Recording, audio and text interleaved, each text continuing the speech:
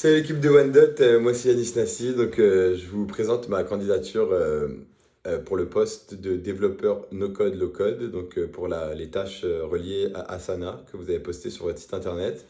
Je décidé de vous envoyer une vidéo pour que vous voyez vraiment la personne qui est derrière la candidature, surtout à l'ère de l'AI où la plupart des lettres de motivation sont écrites par un ordinateur, par un robot.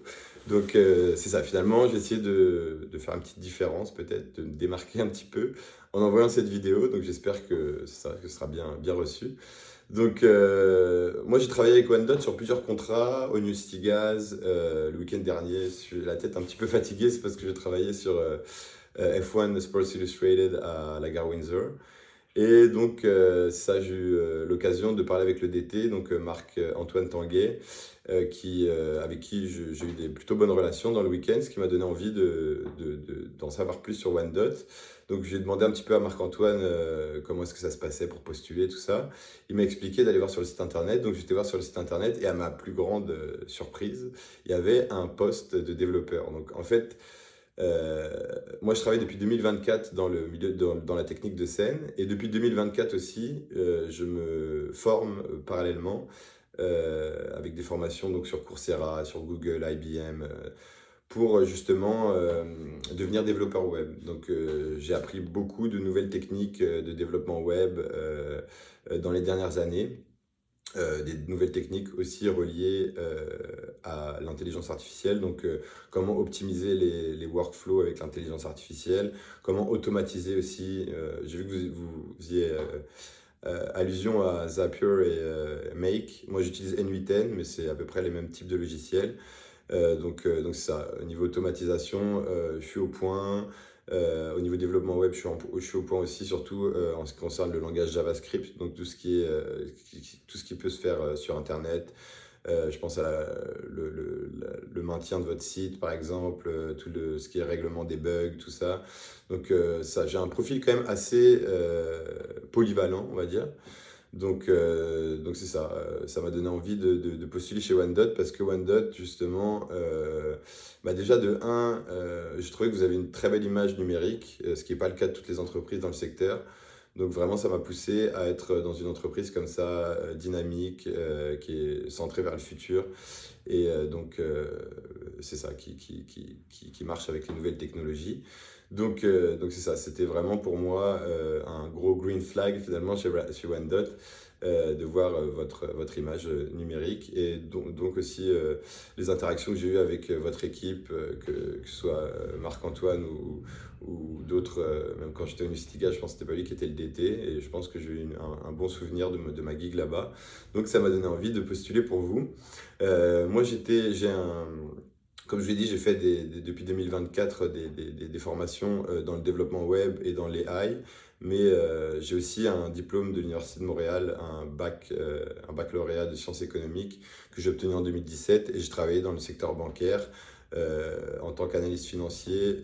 J'étais d'abord chargé de projet pour la Banque Laurentienne et ensuite j'étais analyste financier chez Desjardins. C'est un secteur qui m'a beaucoup plu en termes d'études, mais après la réalité du secteur du travail m'a pas vraiment emballé en fait dans le secteur bancaire. Donc j'ai choisi en 2024 de changer et de me réorienter dans la technique de scène pour payer le loyer et en même temps dans le développement web. Mais au fur et à mesure de mon parcours, finalement, j'ai vraiment apprécié la technique de scène, le secteur de la technique de scène. Et maintenant, mon objectif, c'est de mettre à profit finalement tout ce que j'ai appris dans le développement web dans une entreprise de technique de scène. C'est pour ça que OneDot, c'est vraiment le match parfait pour moi. Donc j'espère que pour vous aussi, vous reconnaîtrez que il y a un match quand même assez naturel. C'est ça, finalement. Moi aussi, ce que je trouve assez pertinent, que j'aimerais aussi vous parler, c'est que je développe en parallèle une application qui est faite pour mettre en connexion tous les acteurs du secteur événementiel.